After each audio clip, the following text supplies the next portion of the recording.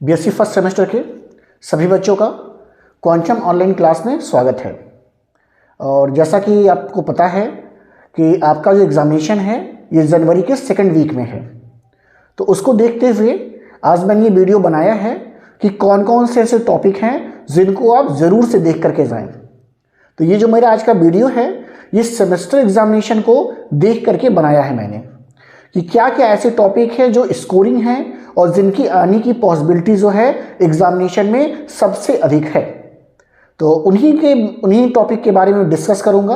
और उसमें से कोई भी ऐसा टॉपिक है जो आपने अभी तक नहीं पढ़ा है या आपको डिफ़िकल्ट लगता है तो उसे कमेंट बॉक्स में जाके आप लिख सकते हैं कि सर ये टॉपिक का वीडियो बना के आप यहाँ पर अपलोड कर दीजिए। तो उस टॉपिक को मैं वीडियो बना के अपलोड कर दूँगा। तो देख लेते हैं कौन कौन से ऐसे टॉपिक हैं जिनको पढ़ के जाना काफ़ी ज़्यादा आपके लिए बेनिफिशियल साबित होगा। तो जो भी हम बात करने जा रहे हैं वो बात हम किसके लिए करने जा रहे हैं, तो वो जो आपका पेपर कोड है, पेपर कोड आपका है BCS3-102 के लिए। ये सारी बातें जो हम लोग करेंगे ये इस पेपर कोड के लिए करेंगे और इस पेपर का नाम है फंडामेंटल्स ऑफ केमिस्ट्री। पेपर का नाम क्या है? पेपर का नाम है फंडामेंटल्स ऑफ केमिस्ट्री। तो इस पेपर के बारे में सारी बातें की जा रही हैं। ये पेपर बीएससी फर्स्ट ईयर के फर्स्ट सेमेस्टर का पेपर है। तो कौन कौन से टॉपिक आप पढ़ के जाएं जो आपके लिए बहुत ज़्यादा बेनिफिट देने वाला है उस पर एक नज़र हम लोग यहाँ पे डालने वाले हैं। तो वन बाय वन हम देखने जा रहे हैं। सबसे पहले स्टार्ट हम कर रहे हैं यूनिट 1 से। सबसे पहले हम स्टार्ट करेंगे कि यूनिट 1 से हम लोग किन किन टॉपिक को जो है वो देख करके जा सकते हैं एग्जामिनेशन में। तो अगर यूनिट 1 की हम बात करें तो यूनिट 1 में देखिए कौन कौन सा टॉपिक। पहला क्वेश्चन क्या देख सकते हैं, देखिए एग्जामिनेशन में जो आपका मिड टर्म हुआ है उसमें inter and intramolecular hydrogen bond आ चुका है। तो हाइड्रोजन बॉन्ड अब सीधा नहीं पूछा जाएगा। अगर पूछना होगा तो इस हाइड्रोजन बॉन्ड का क्या देख के जाइए, इसका एप्लीकेशन देख के जाइए। इसका एप्लीकेशन, किसका एप्लीकेशन देखना है? हाइड्रोजन बॉन्ड का। इससे छोटे क्वेश्चन अब बन सकते हैं हाइड्रोजन बॉन्डिंग से। इससे एप्लीकेशन कहने का सेंस है जैसे क्वेश्चन हो सकता है कि H2S जो है ये गैस है जबकि H2O जो है ये वाटर है, एक्सप्लेन करिए। ऐसा हो सकता है। ऐसा कह सकता है कि देखिए कह सकता है कि पैरानाइट्रोफिनॉल, आर्थोनाइट्रोफिनॉल एंड पैरानाइट्रोफिनॉल की स्टेबिलिटी एक्सप्लेन करिए। ऐसा। तो ये आर्थोनाइट्रोफिनॉल है, ये आपका आर्थोनाइट्रोफिनॉल है और ये आपका पैरानाइट्रोफिनॉल है। तो ऐसे क्वेश्चन जो हैं, ऐसे क्वेश्चन भी जो हैं बनने की संभावना रहती है।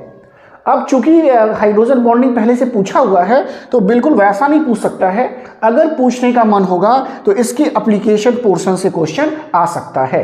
तो एक क्वेश्चन यहां से बनने की उम्मीद हमेशा बनी रहती है क्योंकि हाइड्रोजन बॉन्ड अपने आप में जो है काफ़ी ज़्यादा इंपॉर्टेंट है। तो इस टॉपिक को देख के जाइएगा। इसके साथ ही साथ मैं आपको सजेस्ट करूंगा कि हाइड्रोजन बॉन्डिंग तो आप देख के ही जाएंगे, इसके साथ साथ हम लोग क्या देख के जा रहे हैं, सब यूनिट 1 के बारे में बात हो रही है, इसे हटाना पड़ेगा तो फिर मैं और चीज़ों को लिख दूंगा। ऊपर से हटा दे रहे हैं तो थोड़ा जगह हमारे पास हो जाएगा। देखिए और क्या हम देख सकते हैं, तो दूसरा जो हम देख सकते हैं, जो दूसरा क्वेश्चन बन सकता है यहाँ से है, जो दूसरा इंपॉर्टेंट टॉपिक है यहाँ से वो हम देख सकते हैं वंडर वॉल फोर्सेस। इसका इंपॉर्टेंस क्या है? वंडर और फोर्सेस के ऊपर शॉर्ट नोट्स आ सकता है। वंडर और फोर्सेस का फॉर्मेशन कब होता है, इसकी इंपॉर्टेंस क्या है, कहां पर आपको दिखाई देता है, किन मॉलिक्यूल्स में पाया जा रहा है, तो ऐसे करके क्वेश्चन आ सकता है। वंडर वॉल फोर्सेस को हम लोग किस में देख के जाते हैं? शॉर्ट नोट टाइप का, शॉर्ट नोट। तो इसे शॉर्ट नोट की फॉर्म में आप तैयार करिएगा जब भी आपको वंडर वॉल फोर्सेस देखना होगा। और जो मुझे तीसरा क्वेश्चन यहाँ पे समझ में आ रहा है इस यूनिट से, ये दूसरा क्वेश्चन था, जो तीसरा क्वेश्चन समझ में आ रहा है इस यूनिट से वो हो सकता है केवल डाइपोल मोमेंट। डाइपोल मोमेंट, इसके बारे में। ये 3 क्वेश्चन मुझे यूनिट 1 से समझ में आ रहे हैं कि डाइपोल मोमेंट अभी तक नहीं पूछा इन्होंने है। डाइपोल मोमेंट हो सकता है, वंडरवॉल फोर्सेस हो सकते हैं, और हाइड्रोजन बॉन्डिंग स्टिल अभी भी इंपॉर्टेंट है पूछे जाने के बाद भी। तो ये 3 क्वेश्चन यूनिट 1 से मेरे साइड से आप पढ़ के जरूर जाइएगा, और क्वेश्चन आप जो पढ़ रहे हैं उसको आप पढ़ते रहिए, लेकिन इन क्वेश्चनों को भी पढ़ के आप जाएंगे एग्जाम में। यूनिट 2 को जरा देख लेते हैं। नेक्स्ट, यूनिट 2 से क्वेश्चन आने की संभावना ज्यादा है। यूनिट 2 से जो क्वेश्चन बन रहे हैं इसमें, तो पहला क्वेश्चन देखिए, अभी तक इसने VSEPR थियरी नहीं पूछी है।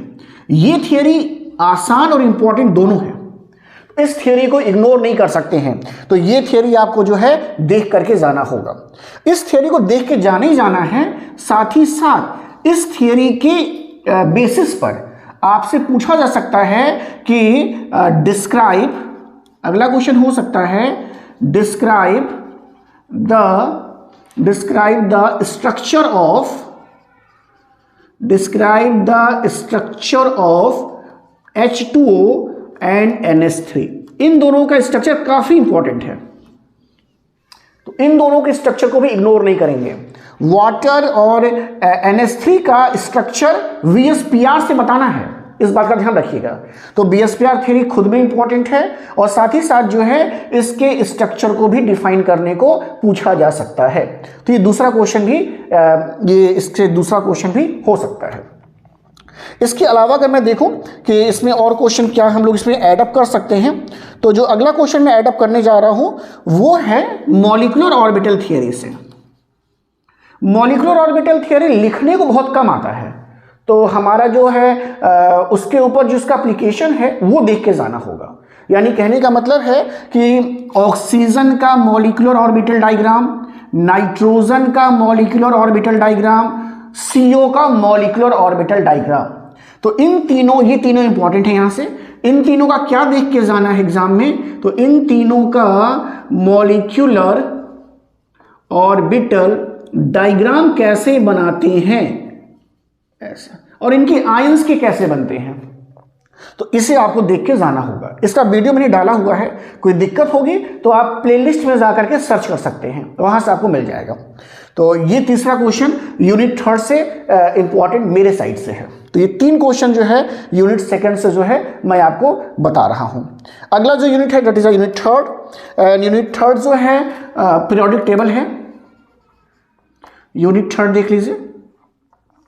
अगर यूनिट 3 की बात करें, जो पहला क्वेश्चन मुझको समझ में आया है कि पहला क्वेश्चन क्या हो सकता है, तो first question is a shielding. First question जो मुझे समझ पा रहा हूं, शील्डिंग एंड स्क्रीनिंग इफेक्ट। ये क्वेश्चन जो है मुझे समझ में आ रहा है कि ये क्वेश्चन यहां से इंपॉर्टेंट हो सकता है। तो इस क्वेश्चन को भी आप थोड़ा सा देख करके जाएंगे अच्छे खासे मैटर के साथ। तो शील्डिंग इफेक्ट क्या है और स्क्रीनिंग इफेक्ट क्या है, ये देख करके जाएंगे। साथ ही साथ इलेक्ट्रोनेगेटिविटी का क्या ट्रेंड है, कुछ के ट्रेंड देख के जाएंगे, किस किस के, एटॉमिक रेडियाई के, एटॉमिक रेडियाई एंड इलेक्ट्रोनेगेटिविटी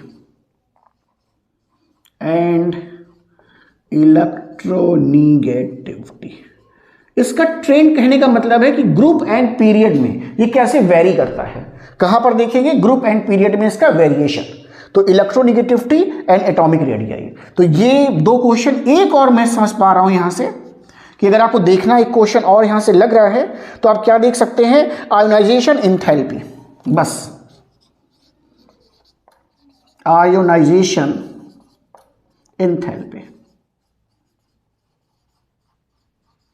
ये एक क्वेश्चन हो सकता है कि आप देख सकते हैं। तो ये 3 क्वेश्चन जो है मेरे साइड से हैं कि आप इन क्वेश्चन को भी देख के जरूर से जाइए। तो यूनिट 3 भी हमने देख लिया है। आगे हम बात करते हैं यूनिट 4 की। ऊपर से हटा रहा हूं यहां से। तो अगर आप यूनिट 4 की फिर से बात करें कि यूनिट 4 में क्या देखा जाए, तो यूनिट 4 की बात कर लेते हैं। Unit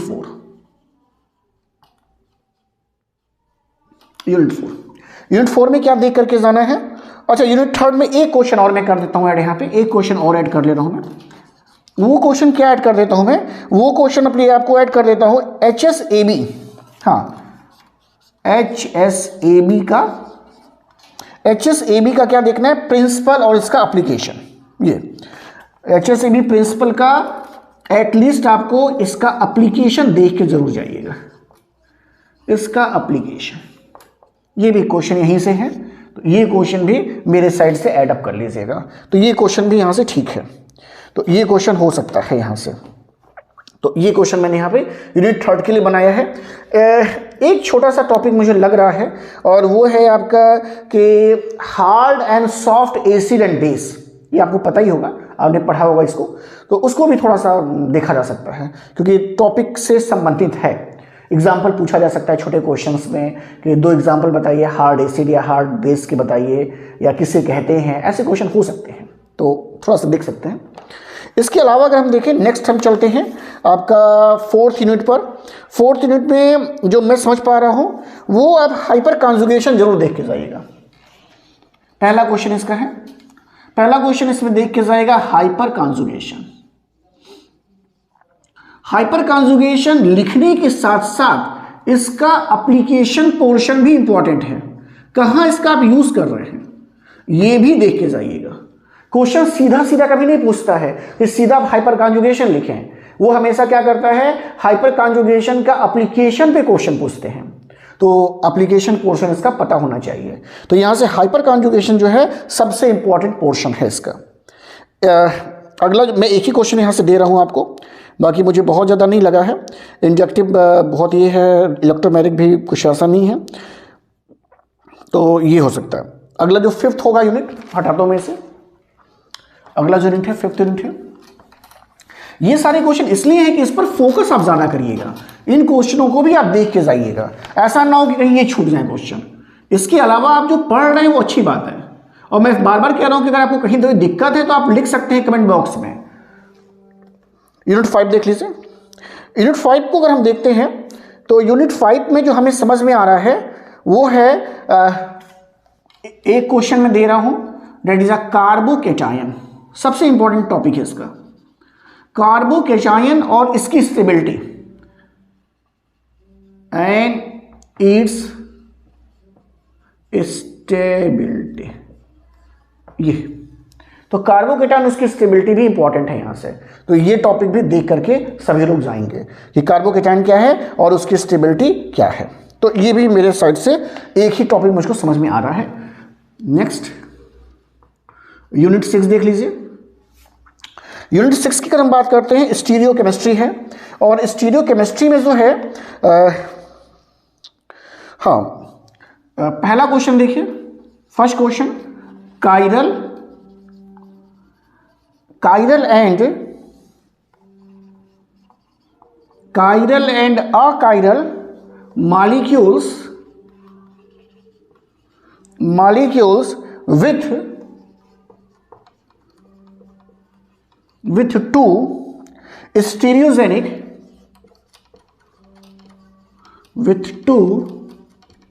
stereogenic centers।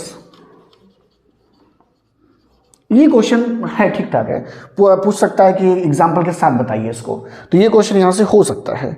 और डिफरेंस कह सकता है, इसके बाद एक क्वेश्चन बता दूं आपसे कि क्या हो सकता है, अगला क्वेश्चन क्या हो सकता है यहां से। तो नेक्स्ट क्वेश्चन यहां से क्या हो सकता है देख लीजिए इसी टॉपिक में। तो नेक्स्ट तीसरा क्वेश्चन देख लीजिए यहां से क्या हो सकता है। ये हो सकता है डिफरेंस कह सकता है, डिफरेंस बिटवीन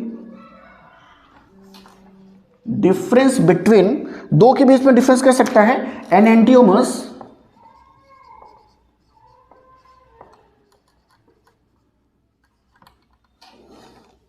और MERS एंड साथ में डायस्टीरियोबस।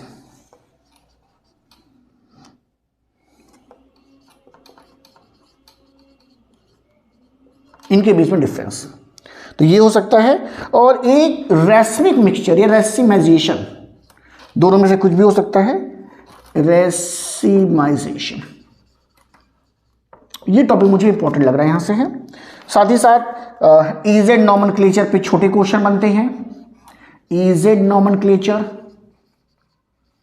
पे छोटे क्वेश्चन बनते हैं, और आरएस, ये दोनों नॉमेनक्लेचर मैंने बताया भी है आपको, और बहुत आसान तरीके से मैंने बताया है आपको, इसको आप वहाँ से देख सकते हैं। तो ये दोनों भी देखा जा सकता है। तो ये टॉपिक्स जो है मेरे साइड से है। और एक क्वेश्चन और मैं समझ पा रहा हूँ यहाँ से, अगला क्वेश्चन, और ये है एन ब्यूटेन कन्फर्मेशनल आइसोमेरिज्म है, ये कन्फर्मेशनल, आज मैं इसको बताऊंगा भी आपको, कन्फर्मेशनल आइसोमेरिज्म, ये क्वेश्चन भी ठीक है यहाँ से। तो ये मेरे साइड से इतने टॉपिक को कम से कम देख के जाएंगे तो आपको अच्छे नंबर मिलने की संभावना बनी रहेगी। तो ये हो गया। इसके बाद जो अगला आपका यूनिट है, हम लोगों ने कहाँ तक देख लिया है, यूनिट 6 तक देख लिया। 7 और 8, 7 जो है थोड़ा सा इसका पोर्शन है, कंप्यूटर का पोर्शन है। 7 एंड 8 जनरल कंप्यूटर है, छोटे क्लास से आप पढ़ते आ रहे हैं कंप्यूटर को। तो यूनिट हमने कौन सा देख लिया था, यूनिट आपका कौन सा होगा, 6 होगा, 7 होगा कि 7, ऐसा। ये कंप्यूटर बेस्ड है, इसमें नंबर सिस्टम जरूर देख के जाइएगा। कुछ पूछे ना पूछे, ये नंबर सिस्टम मुझको लगता है पूछना चाहिए। तो नंबर सिस्टम कन्वर्जन ये सब देख के जरूर से जाइएगा। तो ये यहाँ से नंबर सिस्टम सबसे इंपॉर्टेंट टॉपिक जो है मुझे समझ में आ रहा है। तो ये नंबर सिस्टम यहाँ से देख लीजिएगा। और इसके अलावा जो अगला जो यूनिट है, यूनिट आपका 8वां, जो आपका इन्वायरमेंटल केमिस्ट्री है। इन्वायरमेंटल केमिस्ट्री से बस मैंने 2 ही चूज़ किए हैं क्वेश्चन, और मैं जब इसको पढ़ा रहा तब भी बताया था 2 क्वेश्चन में, एक है ग्रीन हाउस इफेक्ट है शॉर्ट नोट के फॉर्म में, और जो दूसरा क्वेश्चन मैं यहां से चूज किया हूं वो है ओजोन डिप्लीशन।